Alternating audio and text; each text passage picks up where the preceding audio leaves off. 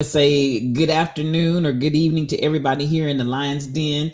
Welcome to Yes You with Friends. And I know it's going to take just a minute for all the notifications to get out. So we're going to give it just a tad bit of time to let those notifications let people know that we are streaming here in the Lion's Den. I just got mine. So I'm going to presume it may take a little bit for everybody to get the notification that we are going. And so with that, I'm just gonna show a promo and let it run as people gather. And once I see people start typing in the chat, we'll get it going. But I don't want to miss. There we go. Stacy 546. Good evening to you, sis. Good evening. So the notifications are going out. We're gonna do just a quick promo here, and then we'll be right back and let some more people gather in.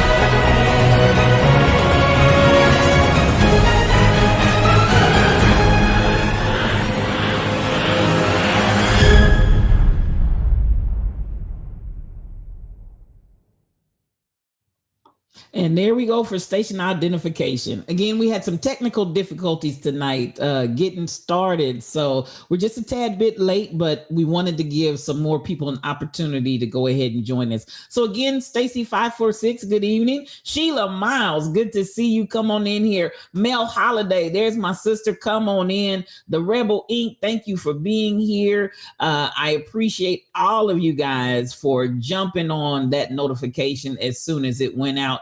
And we know some others will come in potentially later once the notices go out. But I tell you, we had the E-Devil. Diablo was loose on tonight. It was the E-Devil. My He's still goodness, working. but we're He's here. still moving.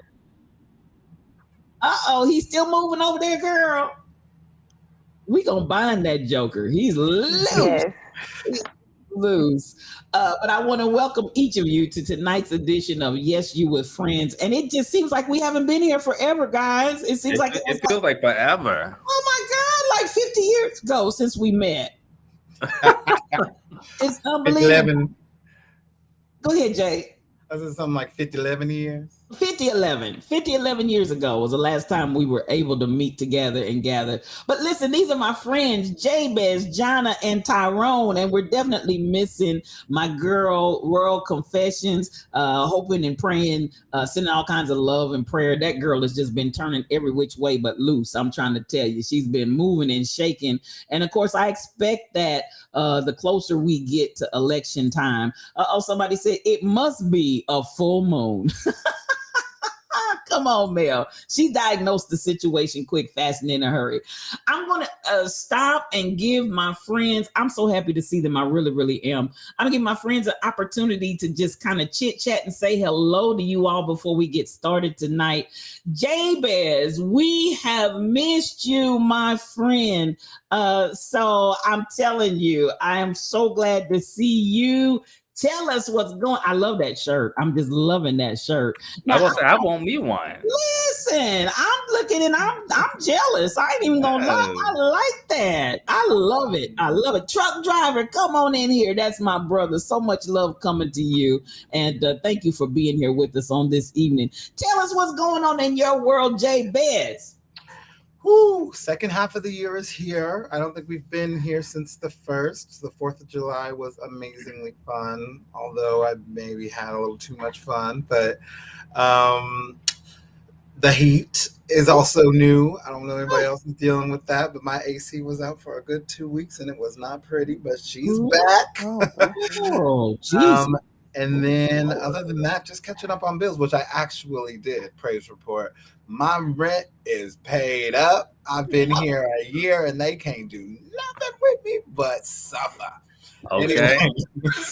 So I'm very, very happy for the second half of this year. Yeah, let them suffer. I'm here. I love you, man. I love you. I do, Jay. I just love you, Jabez. So you said suffer. In silence. Because I'm here. I ain't going nowhere. Okay. Oh, that's funny. That is too funny. Well, thank you for that update. Jonna, CPW, what's going on in your world, girl? Listen, it's hot. And that's really all I got. It is on burn. This good chocolate is suffering around here. Are you melting? I am. Absolutely. From the outside and from the inside out. It's a whammy around here. It's hot. Oh, my geez. Anyway. Whoa, we've been doing well around here. We're getting ready to go back to school already. So we've been busy doing that. And we're going on vacation next week. And it's been, we're starting getting ready for that. Packing up 5 folks for 5 days. So yes, I've been busy doing that. Bless your heart. But other than that, it's been good. Vacation from vacation. What'd you say? I said you're gonna need a vacation for and from the vacation. Oh, absolutely. But listen, I plan on resting, so they can do whatever they're gonna do. But I'm taking a break. They can tear up wherever they are. You're just gonna be chilling. You're just gonna be relaxing. Absolutely. Oh, I love it. I love it. And I got that you're on a little delay. So for our viewers, well, you may get a little bit of a slower response from Jonna because she's having a little delay in her technical. So so much love coming to you. Thank you for that.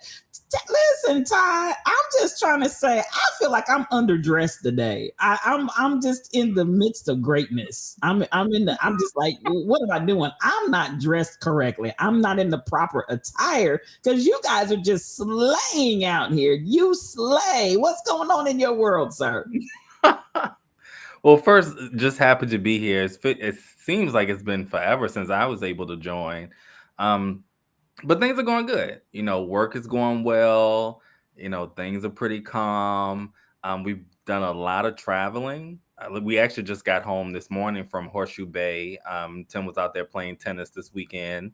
He did really well. He was able to play on clay courts, so that's always fun and different because most courts are hard court out here in Texas. But life is good. You know, no complaints. Just, you know, taking it all in. So everything is going pretty good. Awesome. Just happy to be amongst the people again and happy to be home because we've done a lot of traveling the last couple of months. So yeah, just happy to be home.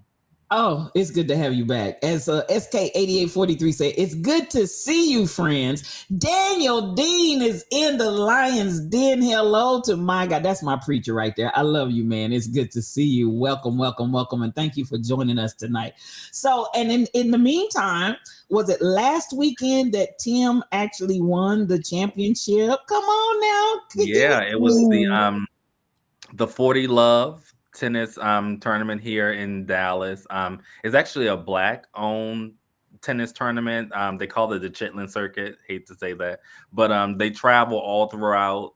And we went to the one in Houston. He did really well there. And then they had the one here in Dallas last week, and Tim brought it home. He brought it home. He brought it home. I said, come on, come through, come through. That's so great. That is so great. I love it. I love it. I love it.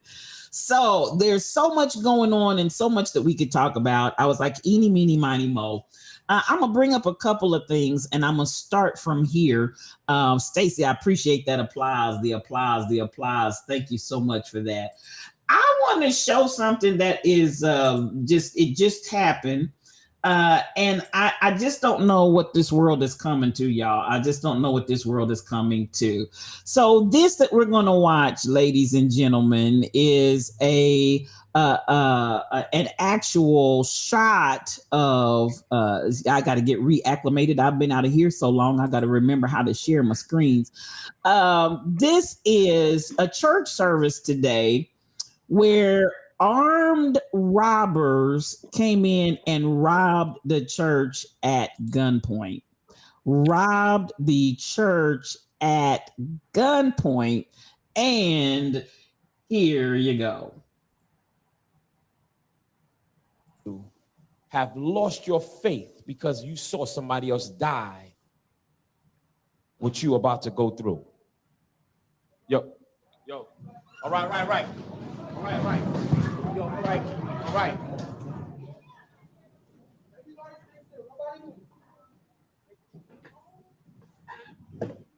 Nobody move.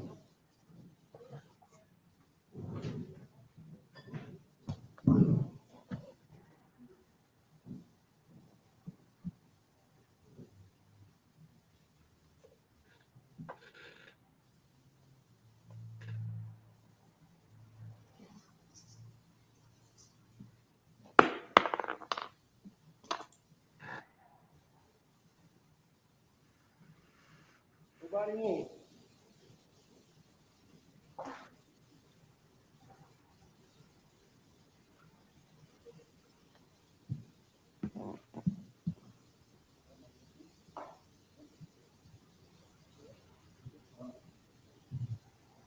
Okay, but what is he getting? I think he's taking his wallet and anything else he can get off the pastor. And who is the brother in the corner? Calm. Now, isn't it, and we can go ahead and have commentary while this is going on.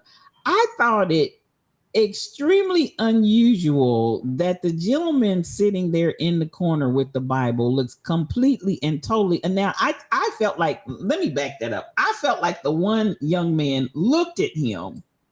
Let me back that up and see if we can get. I felt like I have some suspicion because he's just too cool for me. He just now watch and I'm gonna try to catch the point where I felt like the one looked at him and it's like right there. Did you see that? We looked at him. But is he in a wheelchair? No. He's sitting on a stool. Oh, okay. He real calm. Real calm. Had eye contact and everything. Like Bible never left his lap. He is chilling. He is absolutely positive. Now, they took all the stuff that the pastor had. Now, did they know that the pastor was filming, of all things? I don't think they cared about that. But he went, now what you couldn't really see clearly, they were going around through the congregation and just helping themselves. And it almost seemed like maybe there was Dr. Dady Priest, come on in. So good to see you. Now, I'm just because they're going around, and this doesn't really give you the best picture, but you can kind of see them going around. They're walking around through the congregation. I don't know if they had an offering or what. Truck driver, he's just too calm for. Look at That Like- Joker is chilled. Like Bible never left his lap. Like That- he's calm.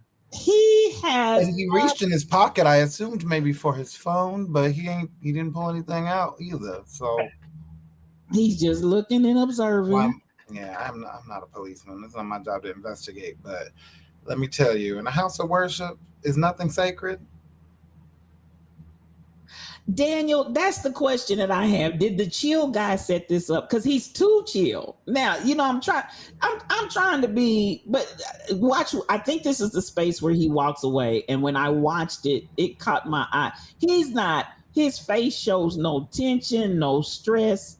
Look at each other right there, and we just keep on going, and we're taking stuff. And he stands up and sits his Bible And they down, never or went whatever to it is across his lap. to rob him. They never went to him at They all. put everybody's Right. stuff in the Look. house except for his. Let me sit my paper down. What's he got in his pocket? Let me get my I think he's gonna phone. get his phone. I think he's gonna get his phone. Like all this is going on, and now you react.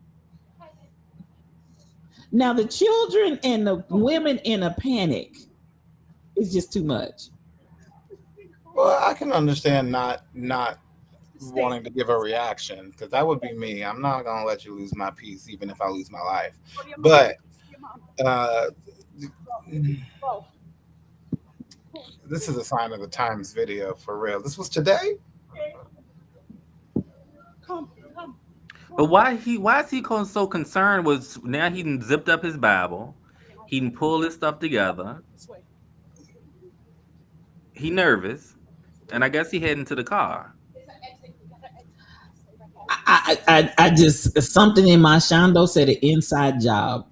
How Yeah. many of you have lost your faith? So because saw somebody- that right there, and I'm just going to stop and allow. Now, let me say that is my summation. I cannot say that that's what this brother did. I really cannot. That he had anything in any way, shape, or form to do with any of it.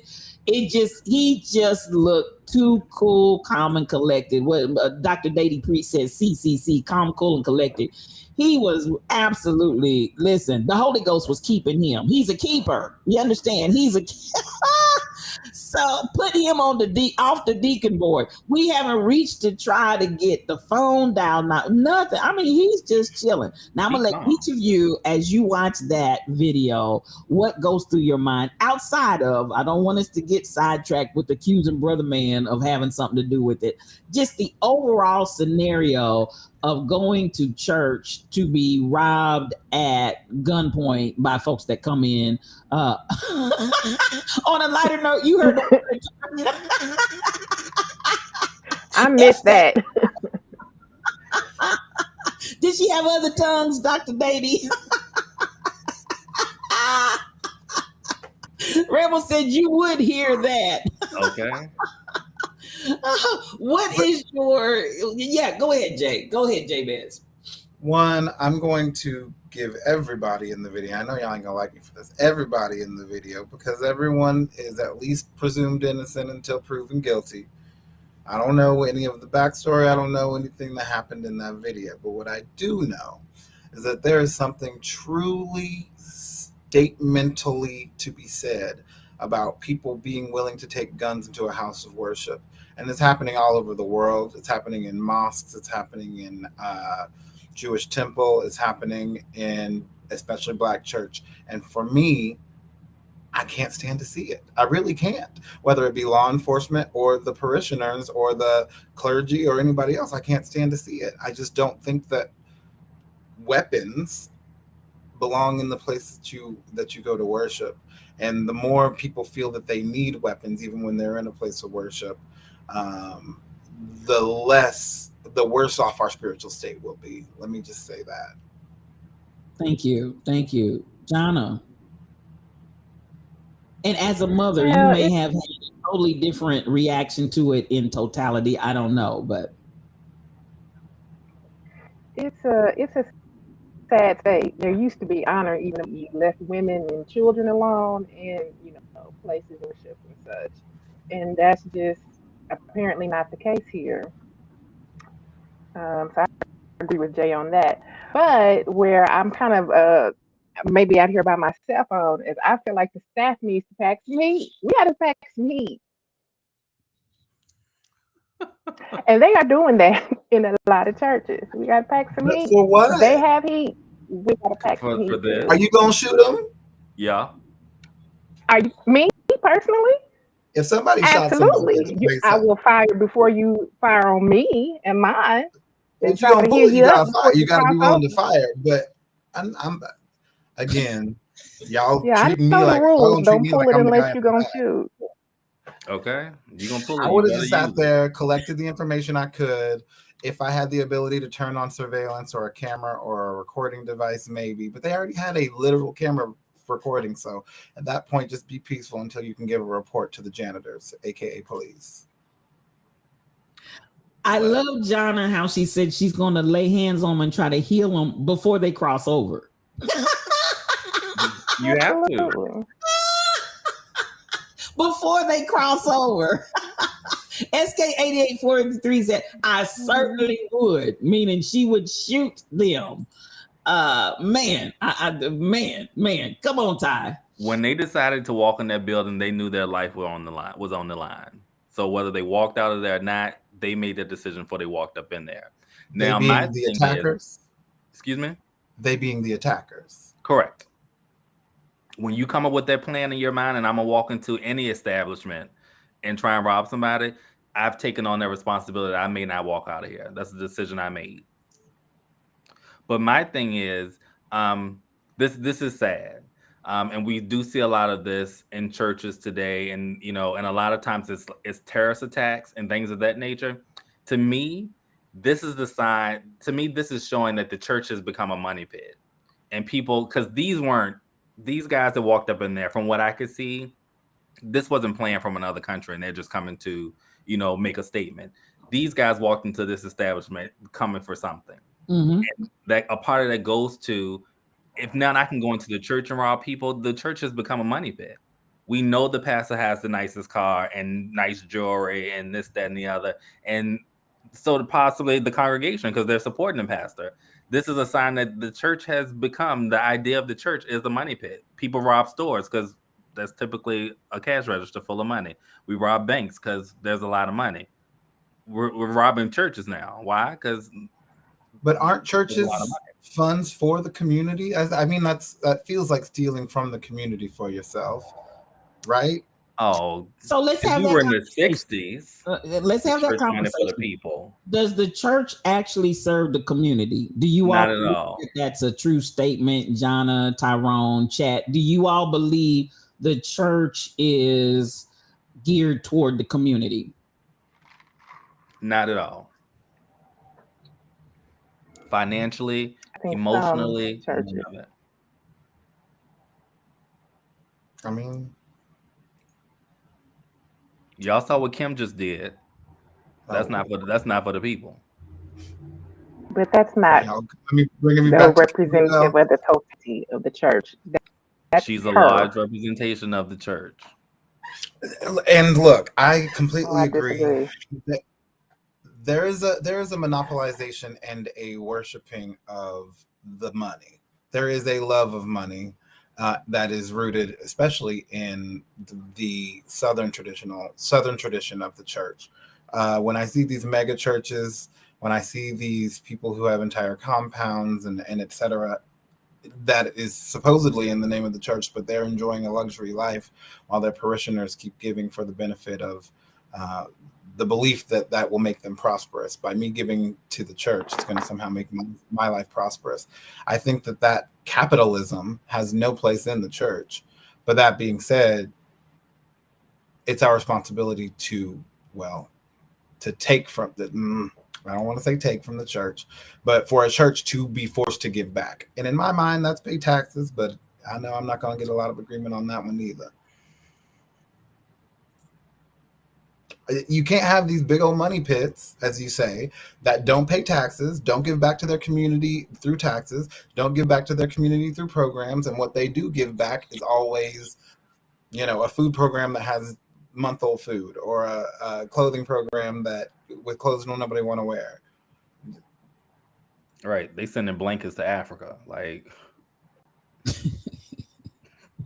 And there are people right in their congregation who need a meal today. And not all churches. Please don't. We're not saying all churches. But I There's think the some mega amazing church is an churches out American there. tradition. It doesn't exist other places, as I've seen. It is a Southern, I don't want to say Baptist, but a Southern American church tradition to find people who are prosperous and then somehow reward them with more capitalism, as if that's not a corrupting force. Well, one reason is saying he did a lot for his church, and his church did a lot for the community. And the same as Mel. Mel said her church is a community-oriented church. And there are some. I would venture to say, having had almost 60 years worth of living in the church and around the church, most churches are not community-oriented. Most churches are not community-oriented. In my opinion, from what I've observed, and I've not seen a lot. And there are churches that get out there and do the work, but they are few and far between, as they say.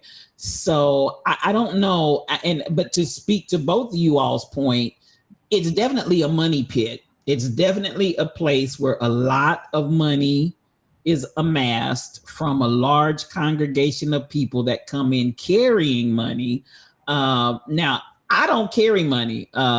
So I know one reason said a lot of them that are actually doing the work don't get the exposure. We see all the other churches, the mega churches, the one that everybody's scuffling to go to and be a part of that ministry. We see those glamorized and we see those talked about who may not be doing any work at all. But then there are churches on a scale of maybe medium to small. I don't know any mega churches that are really working in the community. I don't.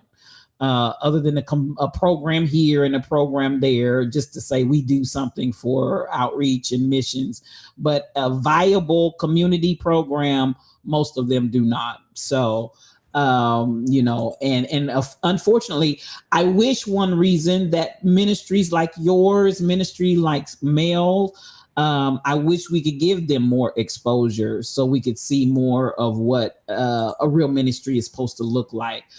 But back to the whole idea of now, do we feel we've had the shooting where we killed folks in prayer meeting and Bible study, but to just brazenly come in the middle of service and hold up the peoples, as Rebel would say, the peoples, to just come in and hold up the peoples in broad open daylight.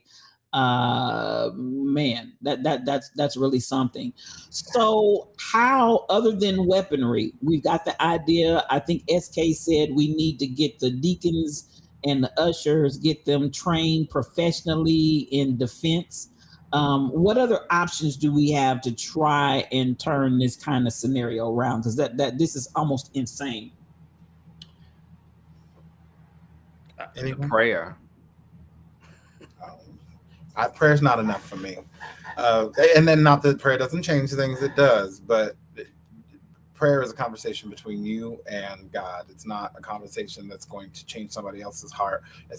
You're depending on God to go and change that person's heart, and God's already said those faith without works is dead. It's going to require some actual work. But that being said, you need to be, if you're a part of a church, that church is a part of a community. The clearest example for me is Jesus Christ and him recognizing the temple. He went up there and he tore it up. Now, I don't think that, let me put it this way. I have seen many a musician who's been like, where's my check? Come up into a service and be like, this service ain't going forward unless I'm getting my check. Now, whether that's burglary versus robbery, in other words, they're taking something without the threat or use of violence or force, but still, it's something that happens because these institutions are not being true to their word, positive members of their community, as in actually engaging with the community, because that's what's going to keep you safe. somebody knows that young man and his accomplice. And if Mhm. there's an accomplice in the church, somebody knows them too. But if you don't have any conversation with the people in your community, that information is never going to get to you. So you don't even know what you're protecting yourself from. Because we can sit here and make all the scenarios in our mind and live in this place of fear and say, well, this could happen and this could happen and all these things could happen. But until you are a member of that community and are given that intelligence, which it really is intelligence of what is going on, if you know that Miss Bertha down the street is facing eviction in 3 weeks and she said, all y'all living here better come back with $300 or else, maybe the church would have known that is something that is a risk factor now, because desperate people do desperate things, hurt people. But I think that if you're a member of the community, that intelligence comes back to you. And that's what many other places who are dealing with the same problem, especially in America, specifically, I'm talking mosques and Jewish temple, they are making it a point to do that, to outreach outside of their own community and say, look, we're here. We want y'all to know who we are. We want y'all to not be scared of us. And we want y'all to support us whenever something like this happens. Because people outside of their community are usually the ones that are hurting them. Cool. Jonna. Well, I think you can do all the outreach and all of that carrying on that you can, still going to be this kind of stuff that goes on. I agree with Stacy. Call me violent, lay 2 or 3 of them down, and then see what happens. That's awful. I know it is, but you come in here to rob the people during service, you're gonna get dealt with. Now you make that choice when you enter these doors, and we'll take it from there. Yep. And we'll even host your funeral. Tyrone. But you're not gonna walk in here again and rob the church. Tyrone, here lies the person that tried to rob our church. I am all for self-defense. Thank you. Best defense. This was his last place he came to, so we thought it was the best thing that we lay him to rest here. Oh, is that in the word? Is that from the word? Yep. We are one-stop shop. We took you out and we will lay you to rest. And the doors of the church are open. You are absolutely right, one reason. So is the casket. Right. You guys. There is an epidemic of true gun violence, though. I know we're being glib a little bit, but could you imagine if somebody had shot either of those young men? How that would have escalated? We're talking about it as if it's an instant de-escalation. But baby, if you are in a black church and you shoot a black man, even still, you're gonna have police coming up and through it. Like, it's just a major escalation. And for what? For some property? No. I don't get me wrong. I ain't about to go rob nobody, but it ain't worth killing nobody else. It ain't even worth. It's also not worth putting yourself in that situation. These young men made a decision when they decided to walk into that building and say, I'm going in here for whatever I can get. And they probably walked out there with less than $1,000. These young men made a decision as well. And the fact that other people have to be put into trauma due to their idea or thought that they put together, it is not fair. When you make a decision that you're going to walk into a building and you're going to carry a firearm and possibly attack someone or rob someone, you come to a point in life where you say, you know what? There's nothing else for me to live for, and I may not walk out of this place. I disagree. Okay. If you're hungry and you let them rob you, and you go and steal from the grocery store, you let them continue to rob you. I've been robbed. And you let them continue to do that, and then you find some way for them to be recouped.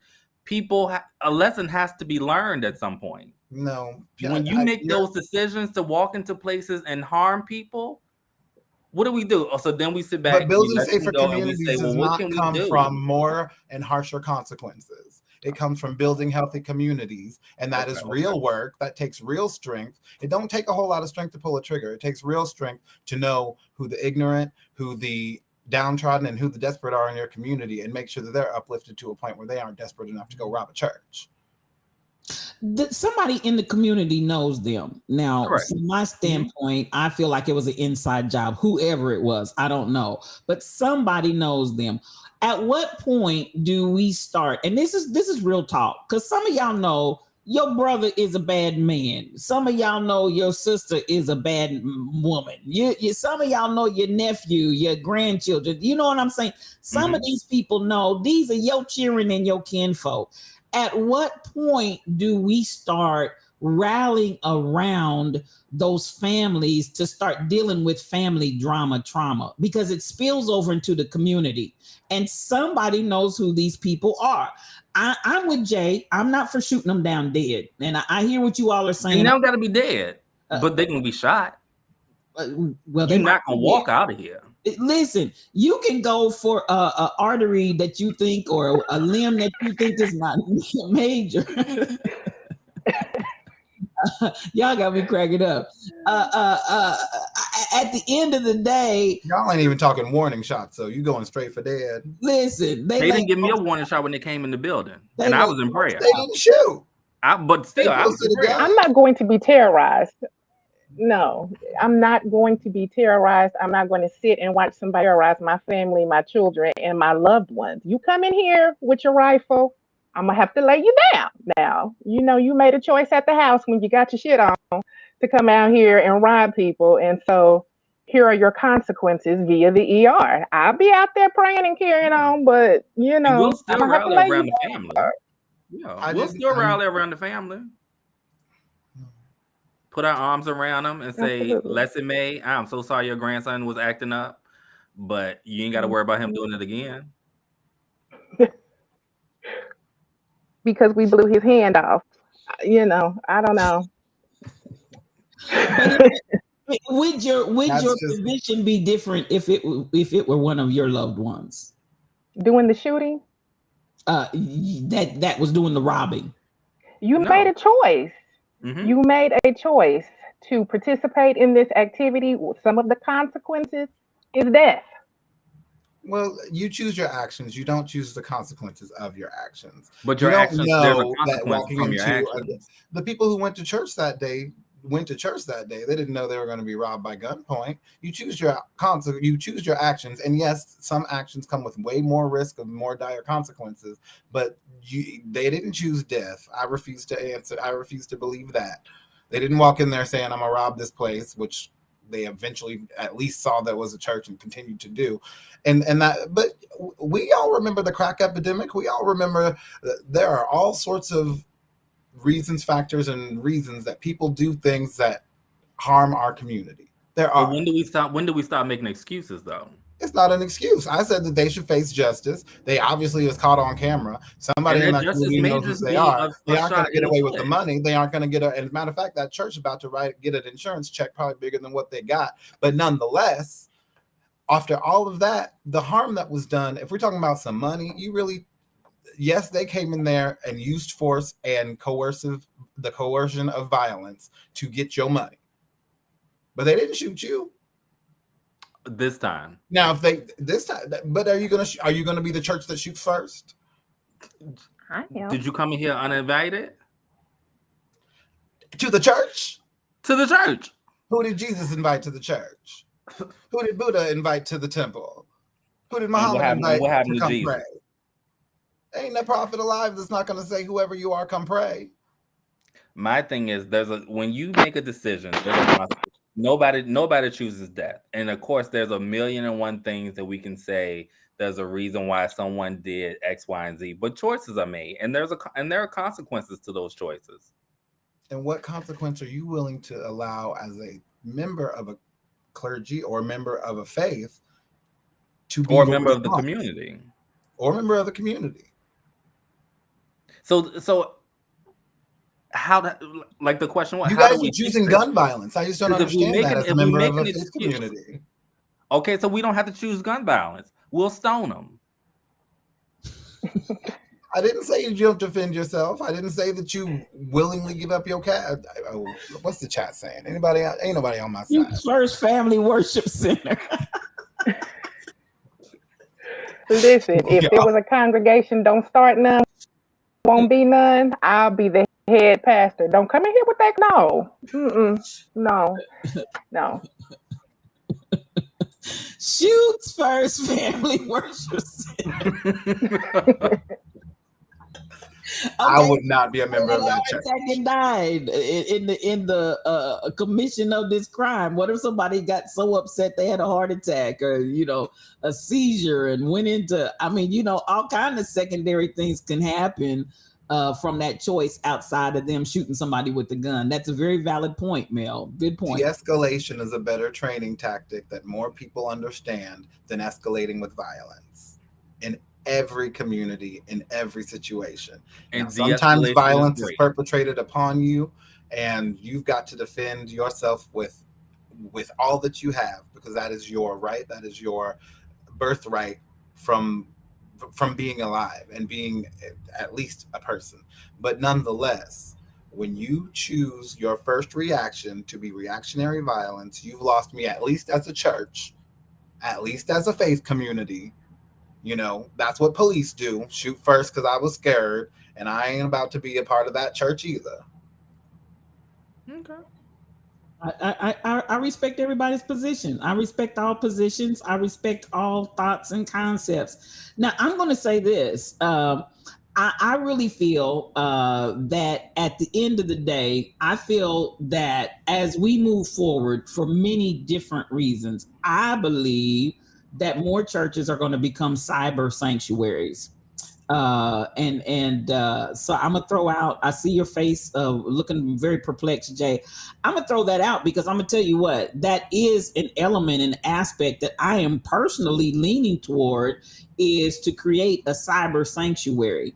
And we're finding this happen more and more in our communities because of many, many reasons.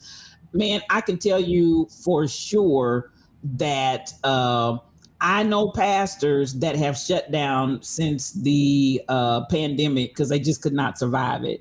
I know pastors that have buildings that want to shut down since the pandemic because they absolutely are dying from those mortgages. Those mortgages are killing them. The people are not coming back to those buildings, and the people that do come back are coming back with empty pocketbooks.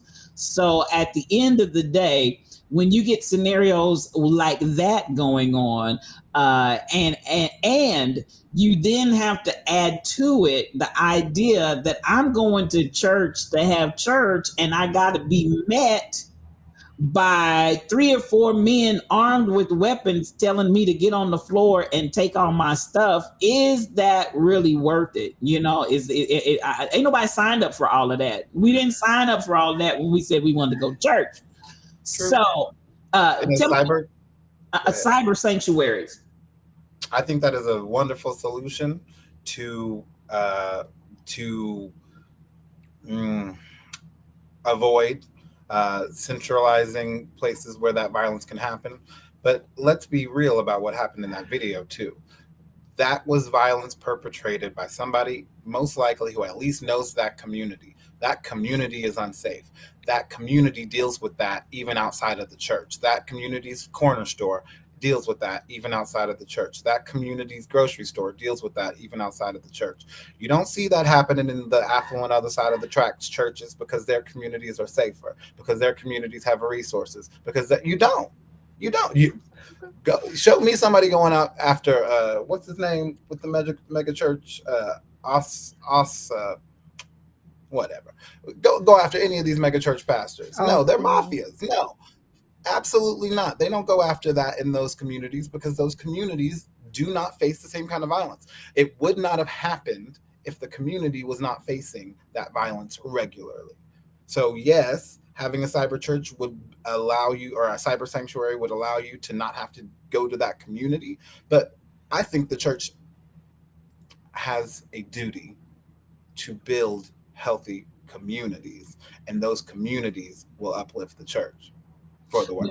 Do you? I keep that thought, and you guys keep the thought of the question. But do you feel like you have to congregate under a roof in a location in the community for a church to do that? A church can function just as effectively and possibly better if they didn't have the overhead and do all of the different things that you're talking about, exercising and executing in the community without meeting under the roof of a building.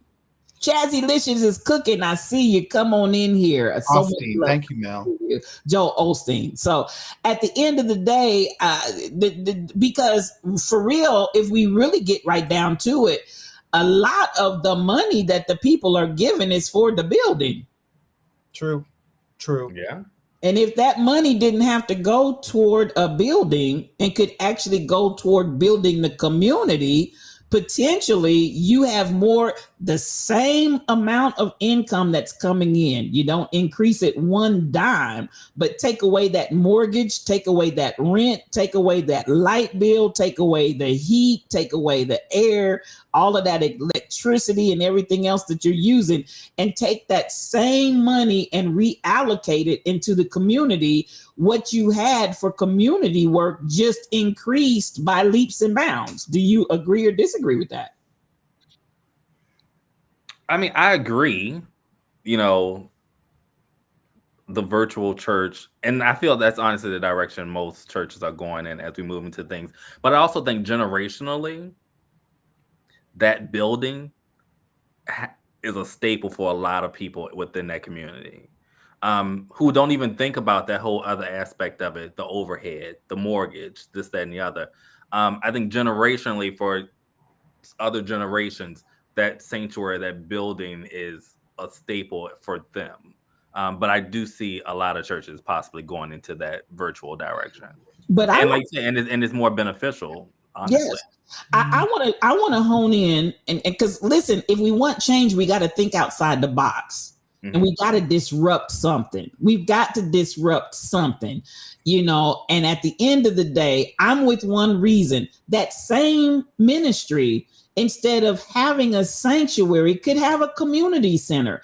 Couldn't the community center serve the purpose of serving the community so much better than come look at my big, beautiful church? Come look at what my pastor drives. Come look at, I just saw a church meeting a couple of weeks ago, and they had king and queen of the chairs like you go out, like the big celebrities. Game of Thrones. They had those kind of chairs in the pulpit for the people, the leadership to sit in. I said, what is this, a celebrity? What are we doing? So, and at the end of the day, y'all know those chairs cost money. So, I looked at that and I was just like, I showed it to the Rebel Inc. I said, can you believe this? Can you actually believe this is a church? Baby, they had rolled out, just like it was a wedding. They rolled out the carpet and then they had somebody come down dropping pedals on, I'm not joking. This was a church service. They had them dropping pedals down on the runner. And then at the end of the runner were these king and queen of the chair seats up here in the pulpit, and they perched up in there like they were celebrities. I looked at that. I promise you I'm not lying. God knows I'm telling the truth. I'm telling what God loves, and that is the truth. And so at the end of the day, the money that we spend, and we're all of this in a building, in a sanctuary that, you come in and you have this gorgeous sanctuary with all of this beautiful furniture that people are going to sit in for 2 hours out of the whole week and Instead of a sanctuary, why couldn't we take that same money and build a community center and have a cyber sanctuary and bump all this extra? I'll let John respond first. Well, I actually love the idea of a community center because simply because it to me reaches out to more people than say a church would. Give people the option, if you want a spiritual or religious service, and you can, this is where we meet at such and such time, but this building is for the community. That brings to me more people in to do some of that work Jabez was talking about. And it reaches, because some people are just not coming to church. Now, it's just not going to happen. And that crowd is getting larger very quickly. Some people are just not coming. And if we want to do the work to heal the community, we have to figure out a way to reach them. And for me, that way today is not church because they're not coming. I can agree with everything there, and absolutely well said, Jonna. Absolutely well said, because I really do think that communities would be better served with community centers than a building that you're only open 2 days a week and you only allow in people who are already members of, et cetera, et cetera. It's something that it doesn't seem to be doing the service. But I have 2 points. One, when you see a throne, how do you know that they weren't following in Jesus' example and being carpenters themselves? You don't know that they bought it. They could have whittled and weaved and you don't know. So when you see somebody else's opulence, you don't know whether they took it upon themselves to have the skills to make it. My mother is a bomb seamstress. When the people see her walking out in bomb threads, they may assume that it's Dolce & Gabbana, but nonetheless, it took skill and probably a lot less money. So I'm just saying, don't hate on opulence for opulence sake. I think it is a tie on to colonialism. But secondly, they should have built some child a bed. Absolutely. Absolutely. Don't be making yourself a throne and everybody else sitting on beanbags.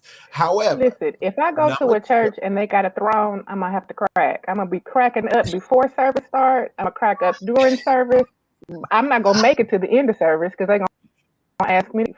Because if I see those big baby shower chairs, I'm going to crack up. I'm going to have to roll. I'm looking for the bar. This is a party. I'm just saying, you don't know. Jesus is a carpenter. They got skills.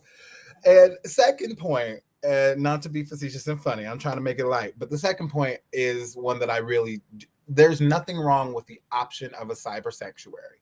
But there are people like me who do not do cyber, who do not do social media, who do not want their church to become a social media space because of all of the cultural societal isms that go with that cultural space of being in cyber and online. I like being able to see people with my face, touch them with my hands, lay hands on them. In my faith, that is a necessary component to practicing my faith.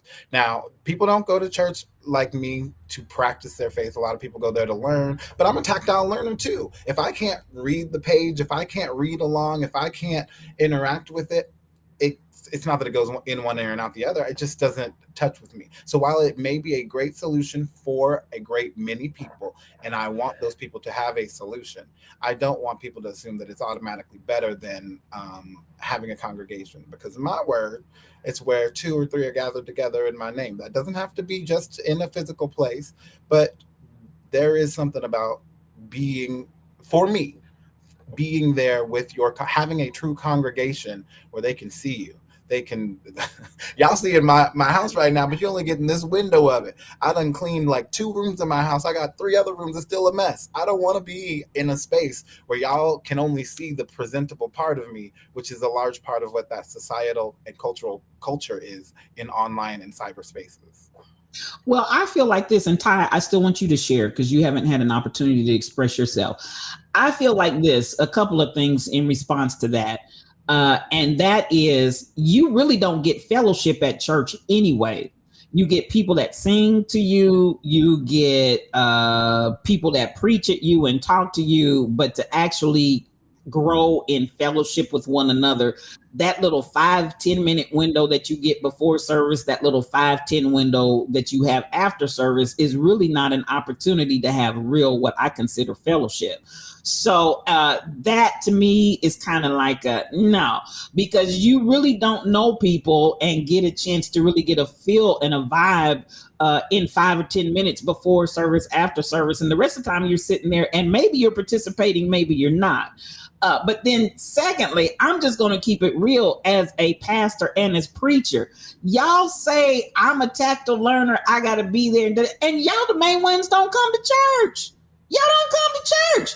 Yeah, you're not church attending people. But when the church doors close, y'all talk about how much you want a church, but the same ones that say you want a church don't come to church. And I'm talking what I know for a fact. So then while I'm spending money as a pastor and a ministry to keep the heat on during the winter, and I'm keeping the air on during the summer, and I've got a chair for everybody that says they want to meet and come to church, y'all don't come to church.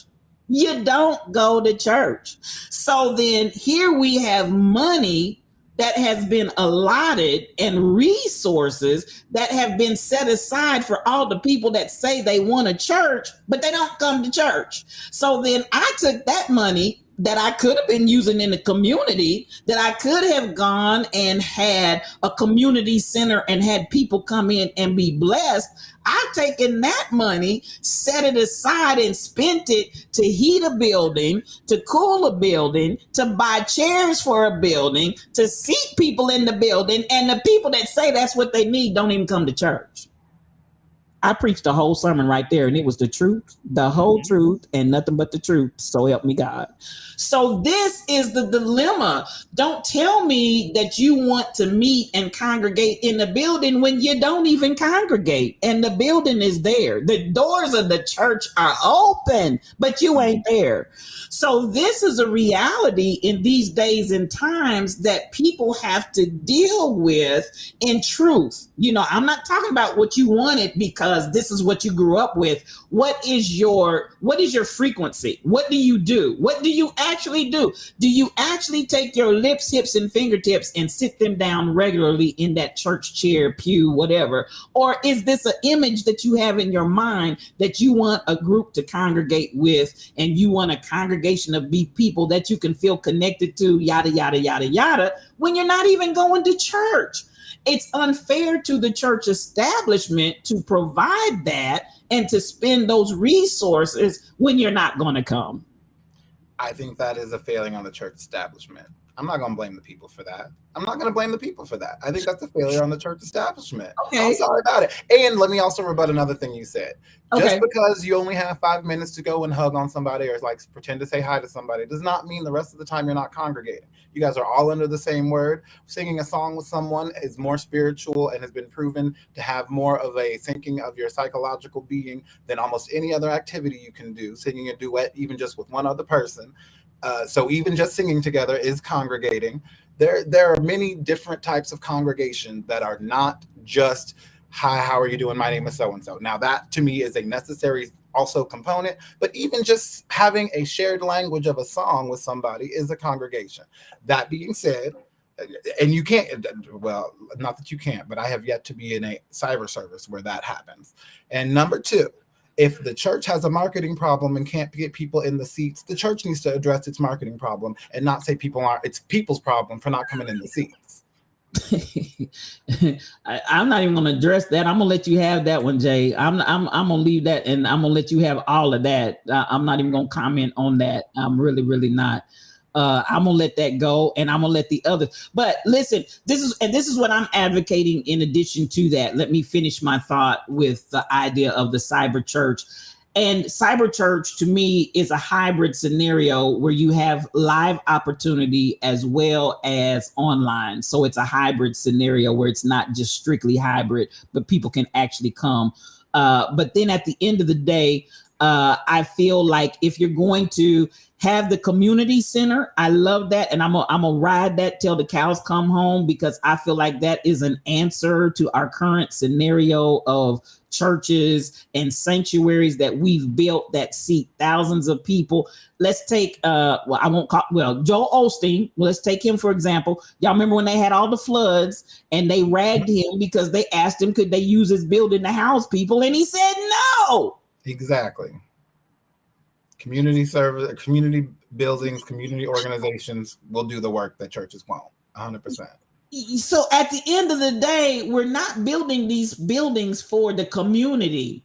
We're building these buildings for our people and those of my tribe and those that I consider you can come in here because of your membership, and anybody outside of that, is a no. That's not a community oriented church to me.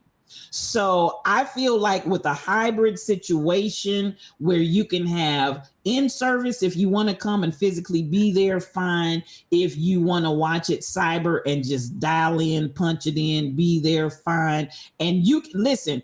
I can tell you, Church of Funk, COF is a perfect example of the Holy Ghost moving in cyberspace. I mean, the Holy Ghost moving in cyberspace. So you can't say you don't get the community. And then the people that are in Church of Funk interact with one another. We have a strong community in Church of Funk. So you can't say we don't have the community and we don't have the touch and we don't have the connect. And so at the end of the day, with the idea that outside of a church setting, you would provide church functions and church activities and gatherings where people can actually hug, touch, feel, get to know one another in a very personal space, but you don't need a church building for that, in my opinion. That's going to sit here and do nothing for the majority of the week. It's going to be a drain on somebody's pocketbook for, as everybody has said here, folks are not coming to the church building anymore. And I'm not going to put that on the church. Yeah, I'm not going to wear that one. I'm not going to take that as a marketing issue. There's a whole lot of other issues that go along with why folks ain't coming to the church. But there are some very, very anointed, powerful, active, community-oriented churches that still nobody's butts are sitting in those seats, and it's not the church's fault, in my opinion. So with that, I'm gonna give Tyrone, let me get you to chime in, because I want you to share what you want to say. Jonna, I want you to and not that I'm gonna cut you out, Jay, but I just want to get these other two, get some input from them. But ain't nothing wrong with the little bump and grind. Ain't nothing wrong with the cyber church, in my opinion. And I do feel like it is the direction of the future. And with that, Tyrone. Well, I will say I honestly feel the cyber church is the direction most churches are going into. Like, people aren't going to church anymore.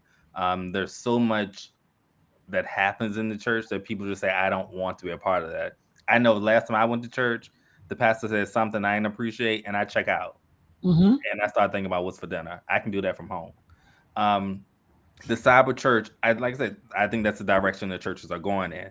As far as the community center, that's a great idea, but it can't be run by the church, because if the church couldn't get the people in the building before the community center and they weren't supporting the community prior, a community center is not going to change that. So I think a community center is a good thing, but it can't be run by the church. Now, the church, if they need a space, they can put in submit the form and they can do a little service, but the community center can't be run by the church, because what's changed at that point? I think that the community center run by the church is for the purpose of the outreach into the community, if they're actually doing it. I'm not talking about, so this to me may be speaking to a change of mindset. The churches that I'm saying that are ready to move outside the box and become a hybrid. So this is what I'm calling a hybrid cyber sanctuary. Hybrid, because you have the opportunity to be in person. You have if you want to, you have the opportunity to just dial in at home. These ministries that I'm talking about are already community oriented and community minded, where the outreach would just be an extension of what they already do.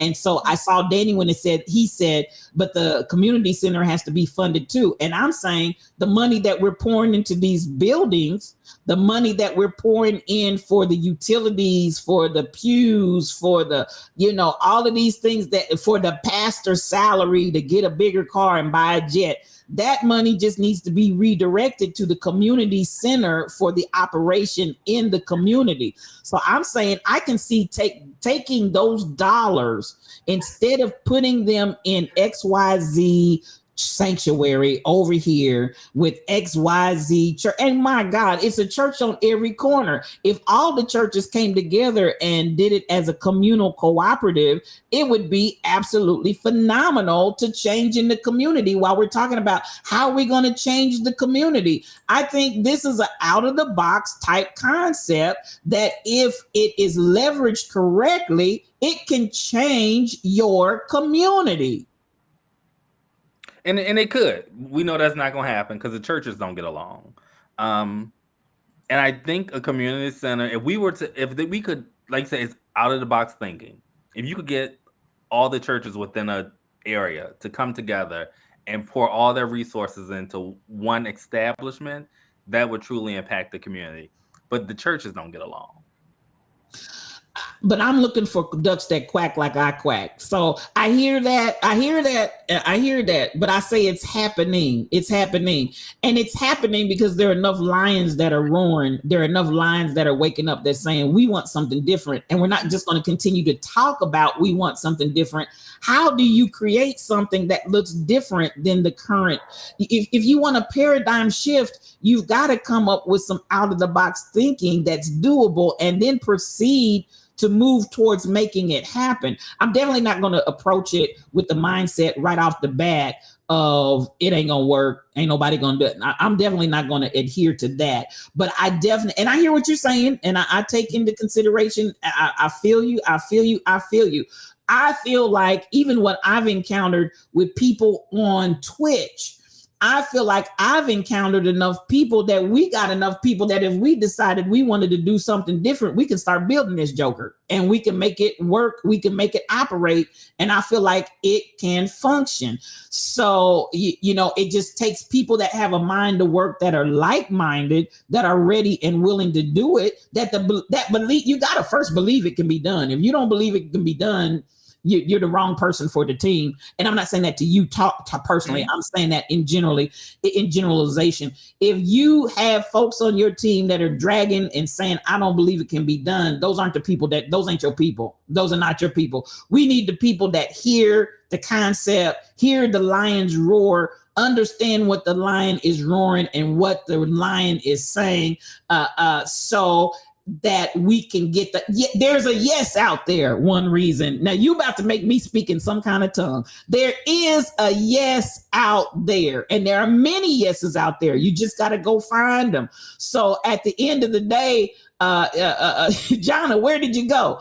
At the end of the day, I feel like we're talking some out of the box conversational talk here that can make a difference. If we get, and there's some buy-in out there. I'm with One Reason. There's a yes out there. There's a buy-in out there that's ready to say, dump the building, dump the pews, dump all of this other stuff that we're paying for that just goes to this select group that calls themselves a congregational member at this church. Let's dump that. Let's get a community center. Let's do a hybrid cyber service. Let's have meetups where we actually get to know one another, not just in passing, but get to know one another and enjoy one another, have fellowship, go on a cruise boat together, to have some fun together, laugh together, cry together. Let's do that and genuinely make a real solid community and turn this thing around while we change the dynamic that the Black neighborhood is a ghetto that everybody's trying to run away from.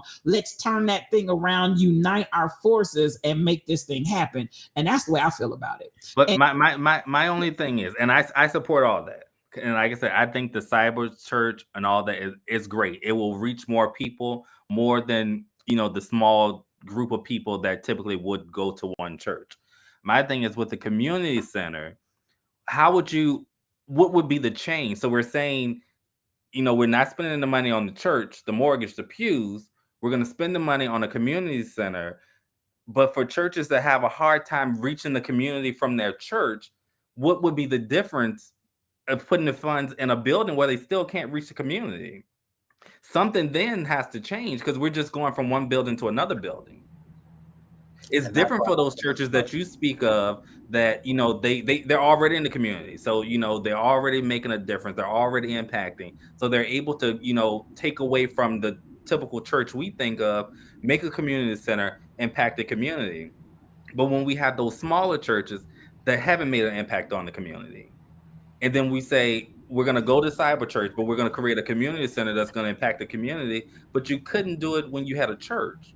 So we're going from one structure to another structure, and not but making still not having the tools and resources to impact the community. I think the cyber church is amazing because you can reach a broader audience. But the community center, for me, being run by the church, we're just doing one building to another building. If you're not in a place where you are impacting the community in your church. If I can agree with Tyrone there, go ahead, spiritual thought leader. Well, I was just going to touch on the point that more times than not, really, if the truth be told, there are many churches that are not functioning with the needed resources they need to function. Straight up. I don't care. That goes for the big church down to the small church. They do not have enough resources to allocate to all of the needs that they have. Because at the end of the day, I can promise you that more times than not, there's only probably 5% of the people you see physically sitting there that are actually financially supporting there. They come and they sit there, but they do not give money. They pass the basket. So you have always just a handful of people. I don't care how big, I don't care how large, you're going to have that same percentage because that's just the way church life is, that you only have a small percentage of people that are actually funding that ministry. Everybody else is there. Everybody else is showing up, maybe not, but everybody else is not giving. So it's always a small number of people that are actually giving. So the resources are not adequate really to carry what the ministry is trying to do to maintain overhead, much less get into the community. Now that's a real story. That's real life church. And I don't care. You can say, oh, this is a beautiful church. It's a whole lot of people here. It's that same story everywhere. I promise you, when I talk to pastors that have massive congregations, when I talk to pastors that have small congregations, we all have had that same. It's just the reality of church. People are not going to give you any money. So, we service, but we don't receive. So this is where in the community center, you would have programs that affect change for the people in the community. Come on, One Reason, you talking in here. So that's where we start talking about the difference of how we want to try to approach it. Because I'm gonna throw it back. I know you all throwing it on the church because y'all on that other side. I'm on this side and I'm throwing it back to the people. It is impossible to run a ministry without money. I don't care. Well, how can you run a community center without money? Well, community center, we can get some grant funding and some other things, and hopefully get some buy-in from other people to begin to support and underwrite and undergird, because there are a lot of people that want to give, but they don't want to give to a quote unquote straight church. And that's what I'm saying. A community center would be great. It shouldn't be run by the church. They'll give to a cause, they'll give to a vision, they'll give to a purpose. But as far as just giving it to the church, they're not going to give it to the church. So, but at the end, grants and sponsors, there you go. One Reason, grants and sponsors. And you can get people that will sponsor and you can get grant dollars, but you can't, I'm telling you, you can find underwriters. So this is ultimately the vision that I think we have to take a serious look at and say, what do we need to do to change our current reality? Because the current reality isn't working, especially when we're going in and get shot up and held at gunpoint and our little wallets and whatever else we got being taken away. Community centers may leverage grants, sponsors, volunteers, etc. Come on with that. And even at that point, it doesn't just have to be AMB Baptist Church. But again, we're beginning to spread this into a community-wide thing where it may be AMB Baptist Church that came up with the vision, but the vision is now being supported by the community because the community is being supported by AMB Baptist Church. And but the question is, where if nothing changes by the vision makers, what's the change? So we can say we're taking away the church and we're creating a community center that's, the vision was created by this church. The leadership of that vision hasn't changed. What was the difference between when you had a church and being able to impact the community versus now being able to have a center and getting grants and resources to be able to impact the community? Are we saying because resources were limited, the church wasn't able to fulfill their vision? But now because we can get grants and other resources, now they have the financial backing to be able to put forth their vision. Churches get grants and resources too. Let's just say that too. It's not like not many of the churches that we've attended and talking about in this conversation, but the definition of what we're calling a church, it seems to have 3 or 4 different definitions. It doesn't have to be a building. Correct. So at the end of the day, when you have the ability to go outside, and so I'm almost saying a community-minded ministry versus a church. I have to tell you, I'm almost at a point where I really am reluctant to even use the term church because it no longer defines what I mean when I say church. And that's just me. That's just me. I'm very hesitant to use the word church. I'm even hesitant to use the word ministry because it has such bad company and it means so many things and so many different things to different people. But what I'm saying is still from the truest part, and even with the biblical emphasis behind it, I believe this is what we were supposed to be doing the whole time while we were out here building our own version of a church. So that when Jabez is saying the church's job is to meet the community, to actually get the church back to that point. The church leadership has to loosen their grip on decisions. And I agree with that. I absolutely positively agree with that, SK 8843. So I'm more even in the leadership model, looking at something that would probably resemble more of a tribunal versus a leader and a headship that says, this is what we're going to do. That's what we're going to do. And I'm looking forward to moving away from that model as well, because these individual or small group led scenarios, I'm sorry, I read Danny's. Many churches receive PPE and didn't paint one wall. You're not lying, Danny. You're not lying. I'm not trying to argue that point. They have to change their vision of community outreach. And so this is what I'm saying. And I'm saying to maybe even do it while I'm saying church. I'm not even talking about a church anymore because I don't even have the vision of a set group of people, because a set group of people do not provide the means by which to get it done. It's going to take people in a broad scope at a much wider spectrum to pull it off, to make it happen and start coming together and uniting their forces and make this type of vision happen, which is not going to be done under the auspices of what we currently define and call a church, if that made sense. Mm-hmm. Okay. Jonna, go ahead and chime in, dear. Well, I agree with what you said, especially when SK said the church leadership has to loosen their grip on decisions. We have to certainly do that on tradition, on what we consider normal, on what done over and over and over. All that's got to go. We have to be more open, more fluid, to make a community center for the community. Every member in that community should feel welcome in that space. So it would have to encompass everybody.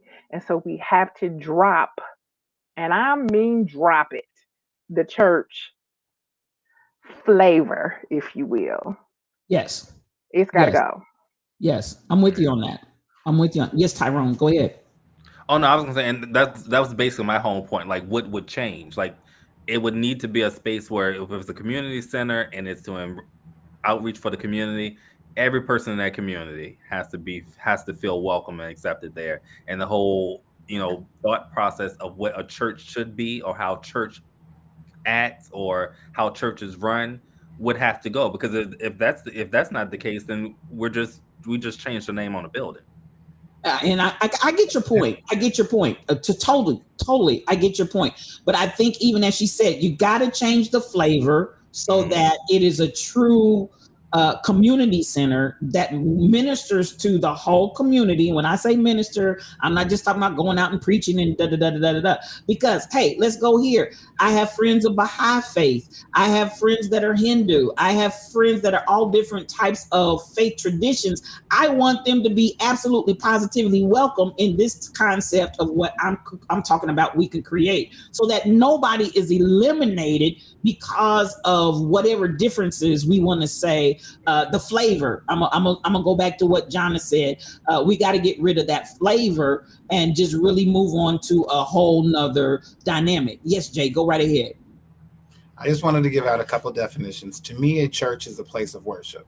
It doesn't mean a permanent place of worship that is only used for worship. When I go and meet with my friends on a Sunday and we sit down and we'll watch TD Jakes, that's still a church because we still get into the word. We still talk about what it is that what I would do in any other church. It's just a small congregation, and we still, just because it's not in a building does not mean it's still a place of worship, because the word obviously says where 2 and 3 touch in my name, there I am also. So where that is to me a church.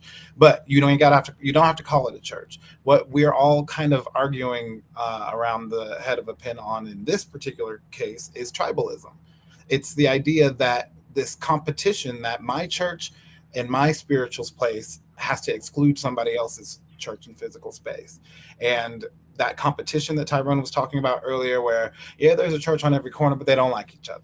That can't exist. That kind of tribalism can't exist in this community space, because that is what people have been identifying as the negatives of the institution of a church, but not the definition of a place of worship.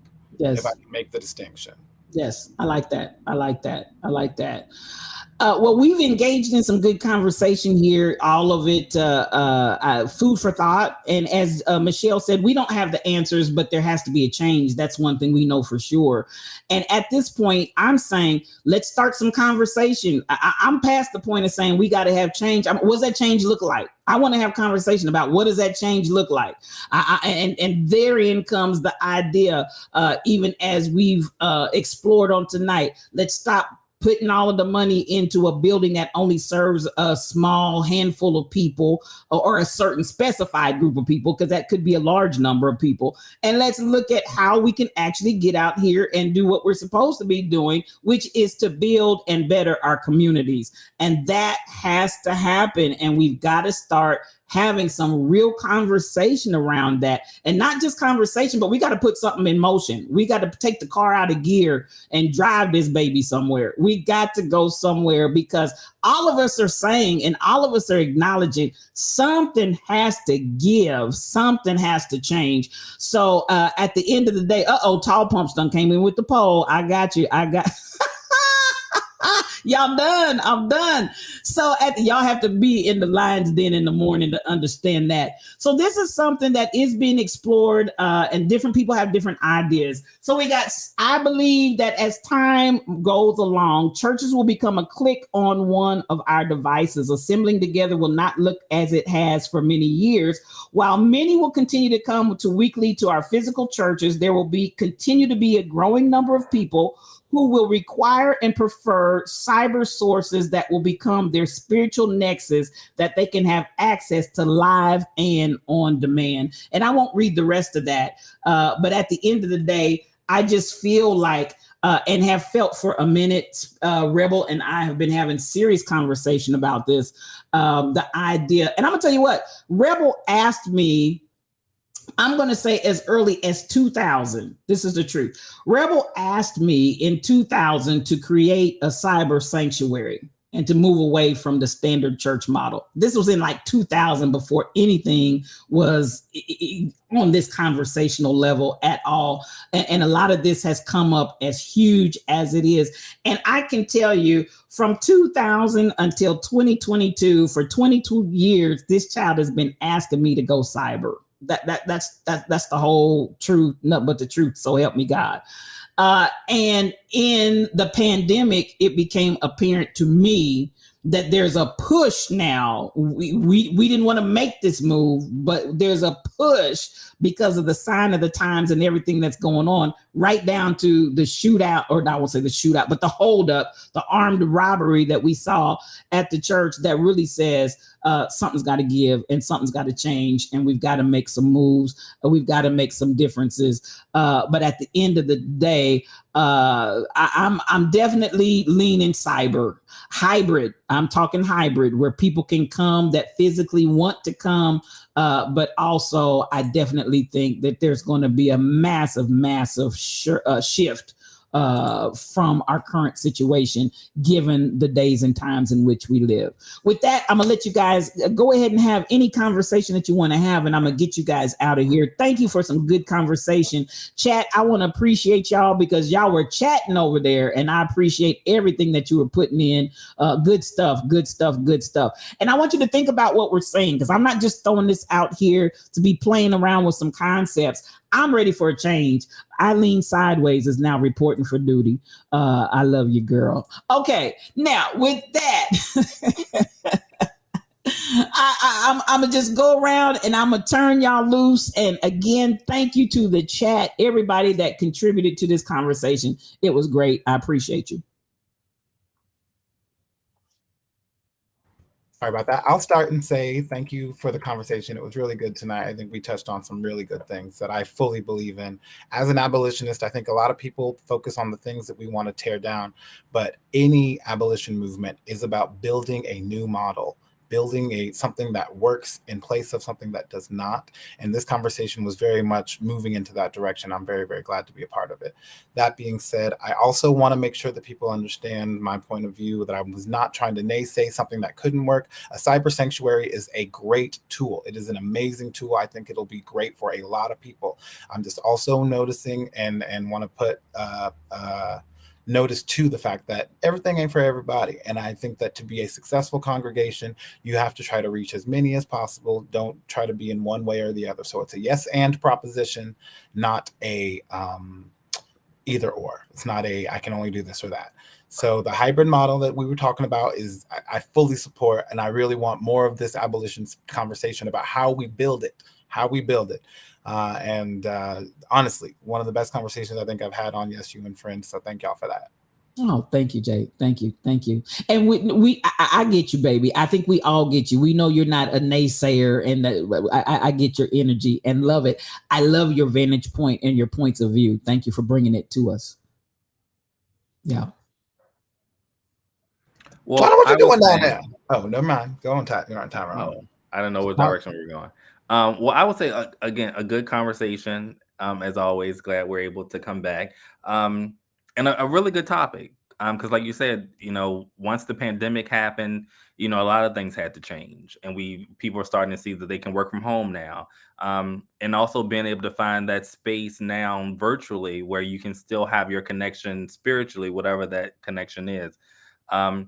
And it is time for a change. For a lot of people, those four walls is a church, and that's their only time to fellowship, and that's the only time they can connect.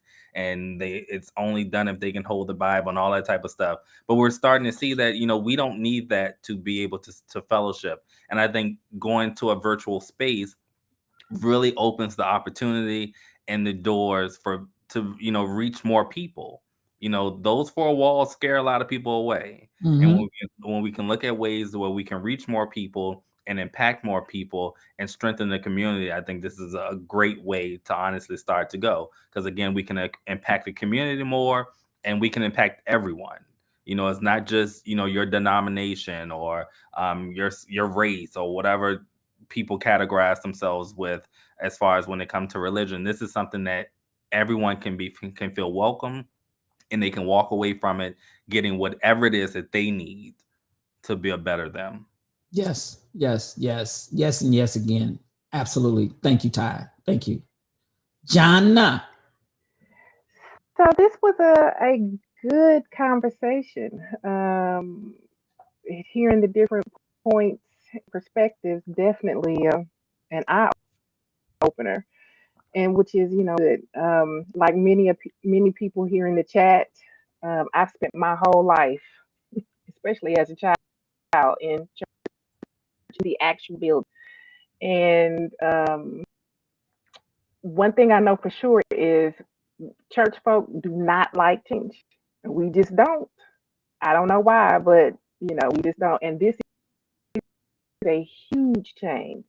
But we have to get to the point where we doing, or there's changes happening, and we have with it, or we're going to be left behind. Like, in my opinion, we are being, which is pews are emptying right out, and drop a lot of that stuff that we've carried with us. Here's, we got to drop it. It's time for it to go, and we have to be a safe place. Been safe, and it needs to be a safe place for it. And some people are going to be a little more open to cyber gathering, especially the younger crowd, and that's who we need. And then some people are going to be resistant to it. So that hybrid is going to be great, but the bottom line, have to be open to change, and some we're not. We're going to be okay. Wherever we land, we're going to be okay. But it is what it is, and we're moving forward, and it's internet. That's just what it is. And we just going to have to accept it, have our definitions of, like Jay was saying earlier, of what the church is. You can kind of be persuaded in your own mind and act accordingly, what works for you.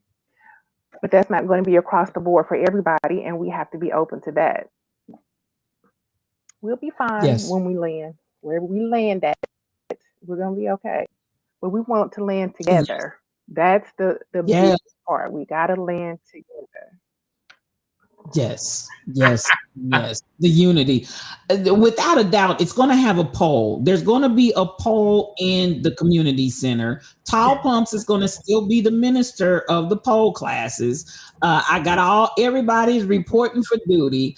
Listen, not Rebel, SK883 came up with the poll and Jello shots. Gotta have a bar. See, I've been telling y'all I go to church on every Friday night out at the Castro. I'm y'all telling don't know you, it's church, but I'll be getting happy. Not your average guy is ready, and he takes the yellow pill, just so you know. I'm telling you, we're getting ready to we're getting ready to open the community. Look, Tyrone, your eyes. What's the yellow pill? I don't know, because we were talking about the blue pill, and he said no wonder he's been taking the yellow pill all this time. He didn't know. And he doesn't have Mountain Dew teeth, right? Well, y'all so funny. Yeah, listen, and Crypto said he needs a smoking section. So at the end of the day, I tell you what, I love you guys. I love you guys. I love you because you think outside of the box. I want to say one reason is all over my brain. He's all over. He's right there where I am, as well as many others. Definitely there's a change that has to happen, and we're on the precipice of launching this baby. So let's keep this conversation going in other settings. Mill it over in your minds. Think about it. Let's come up with some real ideas and concepts as to how we can see this vision come to pass.